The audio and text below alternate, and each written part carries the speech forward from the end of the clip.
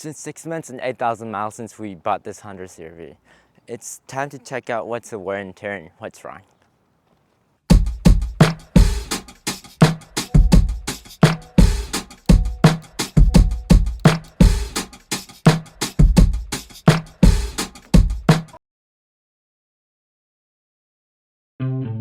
Alright, it's about that time that we're supposed to be talking about the cost to drive this car 9,000 miles in around 2 to 3 months. First of all, let's talk about maintenance. The maintenance is free on Hondas for first year. There are usually 2 services, but I missed the first service. I know, you can't blame me. Anyways, that service was covered, and they're also covered to replace the peeling trim that I show on quality control issues. And do you know what happened when you get a new car? Do you know what are the good lucks that comes with it? Yes, I'm talking about popping a tire. You don't have a spare tire in the trunk, so you cannot drive that car anywhere for at least a day. And then the Honda dealers are closed on Sunday. Lucky for me, the tire got popped in the Saturday night. So not only that, I'm also going to talk about how rare those tires are. Costco doesn't have it. Local tire shops doesn't have it. Granted, I live in the Bay Area, and if Bay Area doesn't have it, you're pretty much out of luck. Anyways, let's talk about the cost to replace those tires. So I popped the rear left tire, and they have to be replaced, so it cost $171 just in tires alone. And guess how much the labor cost? It's mind-staggering $60 to install a tire on a car. That's insane. Talking about tires and the cost is stressful. Why not let's go for a drive and talk about it. Alright, slow down now. Let's talk about how this car drives. In general, I like the way this car drives. Period. Although it's not as good as my Toyota Corolla sedan because this is an SUV, and it has the physics on the downsides and the body roll. It's not bad, but since it's an SUV, it has some.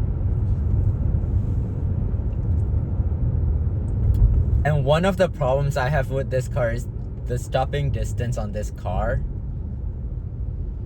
because it stops really in the long range and you have to get used to it. So with that out of the way, let's talk about the seats. I think the seats in this car are good, or let me say it's okay. It's in a better range, but it's not in the best range. The first day I bought this car, I drove this 2 hour back home, and then it's okay. And then the next month I drive 4 hours straight, and that's when I noticed there's also a slightly back pain, and the lumbar setup is kind of low. But it's not in the sense that it's horrible and every seat in the car is good. It's in the sense that it could be better. But also the seats and the way seats work depends on the way the person is set up. For example, a person like me who's small, short, borderline short, or average height, and then would be okay in this car.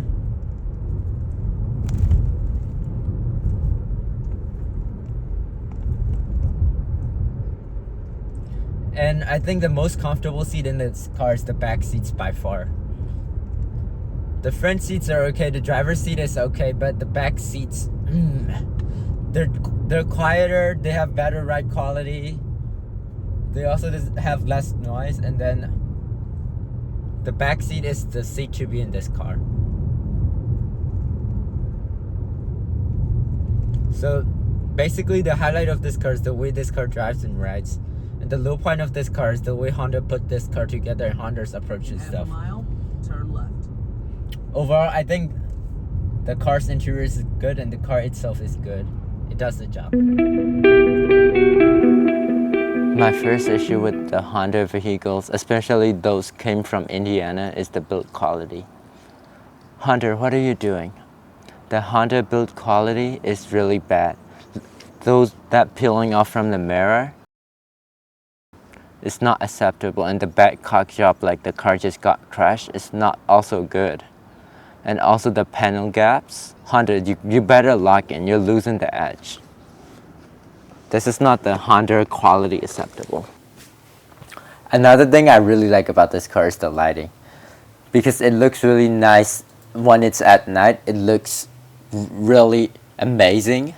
The tail lights looks good. They're LED tail lights. The daytime running lights looks good. It looks fantastic.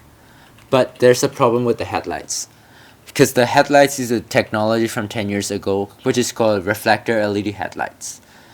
Nowadays, there's laser beam headlights, matrix, and LED projector, but they're using reflector. Why am I complaining about this? Because a basic car like Toyota Corolla uses projector headlights. What's the difference? So projector headlights is basically the light went straight into the road, and you can pretty much control where the light goes, because the light is going straight to the road. Where in the reflector headlights, the light shines and it reflects out of the mirror and it goes on the road. The good thing about reflector headlights is you can see the sides really well, but you cannot see what's in front of you really well compared to the projector, and you can see longer, and the light is not as bright as projector headlights. That's one of my major complaints about the headlights. Other than that, I think the lights are pretty cool because the interior have accent lighting on some points. The backlights are cool. The knobs looks really cool. Overall, it have a nice lighting except the headlights.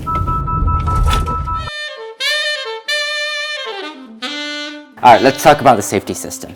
Here's how it works. Guys, if you like this video, don't forget to like, subscribe, and comment on the video about your thoughts. Thank you. The Honda safety systems, I'm gonna grade it based on the accuracy, the actual usefulness, and how good it is.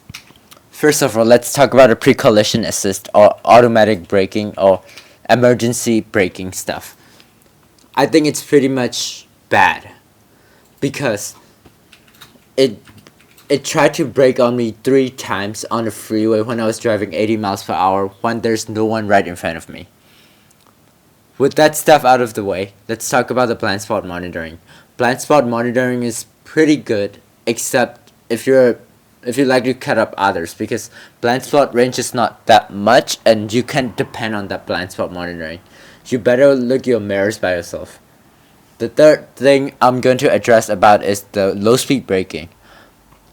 Yes, if you don't know what this feature is, if you have a braking sensor on this car, the car is going to brake for you. Not guaranteed to work every time, but it is supposed to brake for you if you're about to hit a wall or something. In my experience, it never works. I turn it on to the max sensitivity, never works. Do I expect it to work? Absolutely not. Have I done it? And another thing about the safety features that I actually like is traffic jam assist and adaptive cruise control. They're like a chef kiss. Here's why. The traffic jam assist on some cars, especially the older one with older adaptive cruise control system, goes on traffic stop and go traffic light is and they brake like that. But in Honda's traffic jam assist, on a good day, they go, yeah, I'm a gentleman, I'm gonna go slowly and I'm gonna brake gently. But on a bad day, Honda also do, and the steering assist is pretty good because you can activate that feature under 25 miles per hour and the car can handle itself. Except it's gonna kill you if you're not paying attention to what it's doing. Like any other cars. I'm not blaming Honda for this. I'm blaming the drivers of the car for this. Because if you're driving, even you're using the driver assist features, you better concentrate on what you're doing, and you better not be on your phone when the car is driving for you. The whole point of those features is so that you have less fatigue and you can drink that in and out in your mouth when you're driving. So pretty much that's it. Overall, my rating is, do I trust it? not really, but it works. Would I let my parents use this? Probably. But would I let let the car drive for them in adaptive cruise? Absolutely not. Because if they can take over control on time, or if they don't have enough reaction time, then this car, there's a chance that you're gonna get in an accident.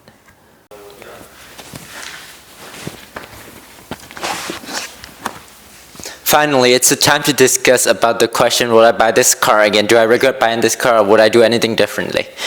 Or why did I choose this car in the first place?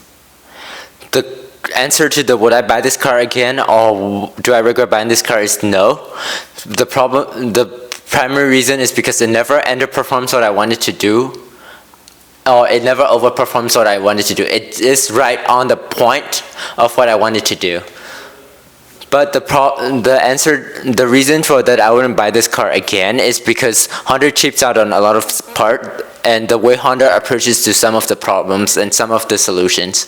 For example, on the freeway when I was driving under the bridge, the lane assist would cancel, which I accepted. A lot of cars does it, so I accept it, but the problem is the car tried to steer me out of the lane and trying to hit another car. It happens to me multiple times, so that's one of the problem. And another problem is the way that Honda put cheap steps on the car when you're the least expecting it. For example, like a tire. Honda put really cheap tire that you can only buy from their dealers and not outside retailers.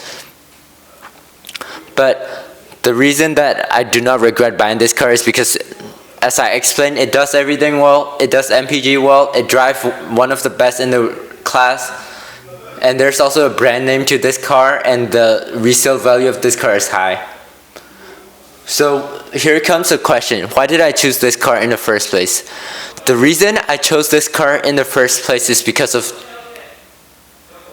what it offers as a hybrid vehicle. I test drove Hyundai's, I test drove Volkswagen Tiguan, I test drove Toyota RAV4, and as a Toyota fan, Toyota RAV4 disappoints me very much in the ride quality department, so I can choose that. And then Hyundai and Kia have the stick to their brand name, so I also can choose them. So I came to the last resort, that's Honda.